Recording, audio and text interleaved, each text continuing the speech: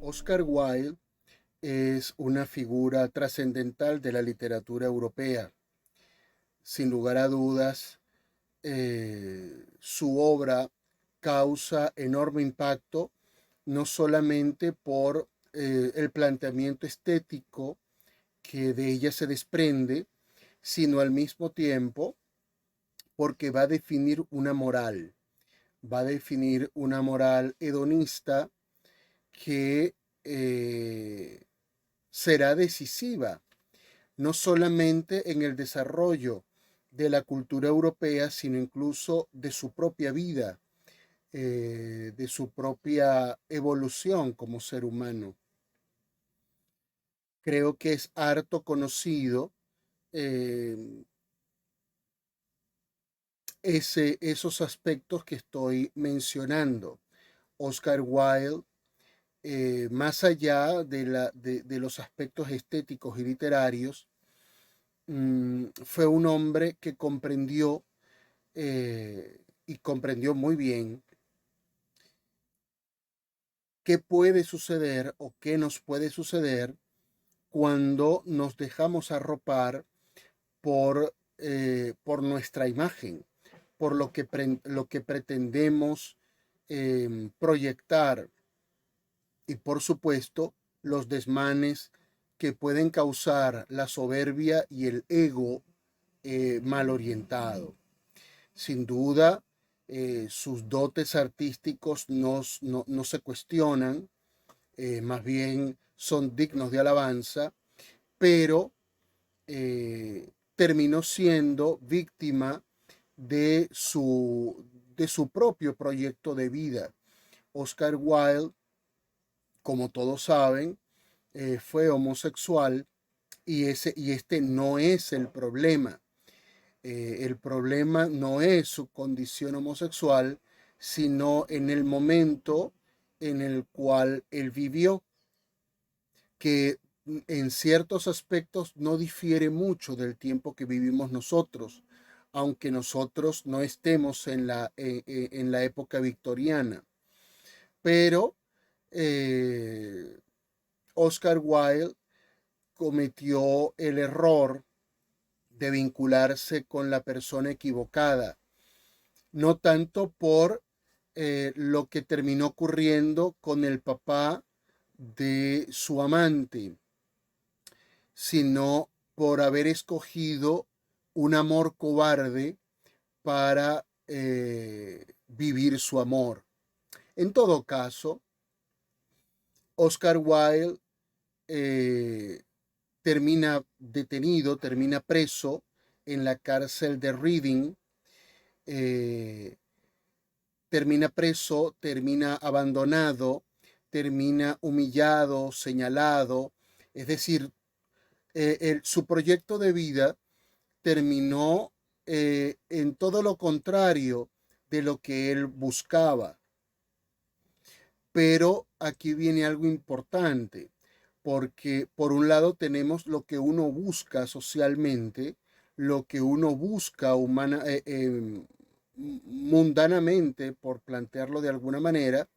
y otra cosa es lo que uno inconscientemente está buscando,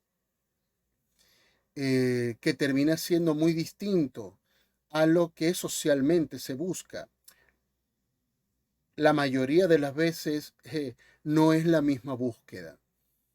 Y con Wilde esto se escenifica de una manera extraordinaria,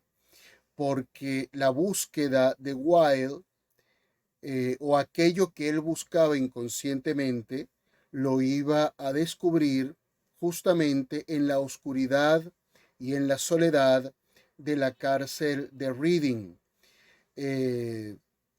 Cuando todo el mundo lo abandonó, entonces lo encontró todo. Y ese descubrimiento, Wilde lo deja plasmado en su famosa carta de Profundis, que es un libro, es una carta recogida en libro que desnuda a un hombre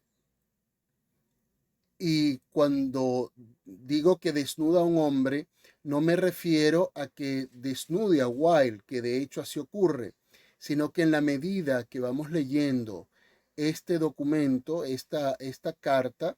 nos vamos desnudando nosotros, porque es la condición humana literalmente al desnudo. De Profundis quiero leer un fragmento que guarda estrecha relación con lo que he expuesto hasta ahora, con ese descubrimiento que hace Wilde y que sin duda se va a transformar en un descubrimiento definitivo en lo que le resta de vida, que sería muy poco tiempo, pero que cuando leí por última vez De Profundis, ya yo andaba en otras cosas eh, eh, espirituales, comprendí que las experiencias místicas no solo están reservadas para los hombres con cierta vida dedicada a las cosas espirituales, que las experiencias místicas están abiertas para todos, siempre y cuando uno tenga la sensibilidad suficiente para poderlas notar, vivir y aprovechar. Así que de Profundis quiero leer un fragmento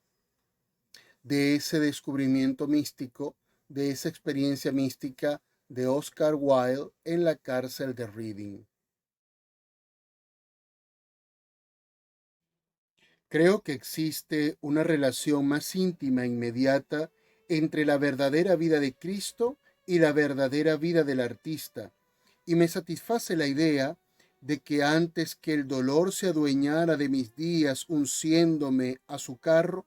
había yo escrito en el alma del hombre que todo aquel que llevase una vida semejante a la de Cristo debería ser en absoluto el mismo.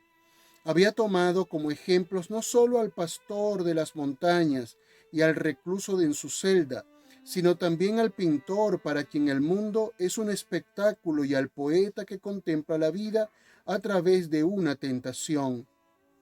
Recuerdo haber dicho a André Gide, un día que estábamos sentados en un café de París, que la metafísica tenía para mí un interés muy escaso y la moral absolutamente ninguno. En cambio, cualquier palabra de Platón o de Cristo podía ser trasladada inmediatamente a la esfera del arte, donde hallaría su perfecta realización. Y no es sólo el que podamos discernir en Cristo esa íntima unión de su personalidad con la perfección que constituye la diferencia real entre el movimiento clásico y el movimiento romántico en la vida, sino que la base misma de su naturaleza era la misma que la de la naturaleza del artista, una imaginación intensa y fulgurante. Cristo realizó en la esfera de las relaciones humanas esa afinidad de imaginación que en la esfera del arte es el secreto único de la creación. Comprendió la lepra del leproso, las tinieblas del ciego, la terrible miseria de aquellos que solo viven para el placer, la extraña pobreza del rico. Una persona me ha escrito, encontrándome ya en plena desgracia: cuando no estás en tu pedestal, no resultas interesante. Qué alejada estaba esa persona de lo que Matthew Arnold llama el secreto de Jesús. Ambos le habrían enseñado que lo que a otro acontece también le sucede a uno mismo, y que si se desea una máxima para leerla por la noche y al amanecer, igual en la alegría que en el dolor, hay que grabar en los muros de nuestra casa, en caracteres que dore el sol y platee la luna: lo que sucede a uno mismo puede también acontecer a otro. Sin duda alguna, el puesto de Cristo se halla entre los poetas. Su concepto de la humanidad provenía de la imaginación, ya que solamente ésta es capaz de comprenderla.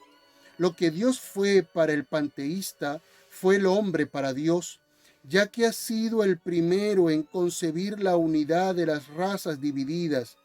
Antes de su advenimiento había habido dioses y hombres, y sintiendo por el misticismo del amor que cada uno de aquellos había sido encarnado en él mismo, se denomina, según su disposición de ánimo, el Hijo de Dios o el Hijo del Hombre. Más que ningún personaje de la historia, despierta en nosotros esa facultad de asombro genuina de todo lo romántico.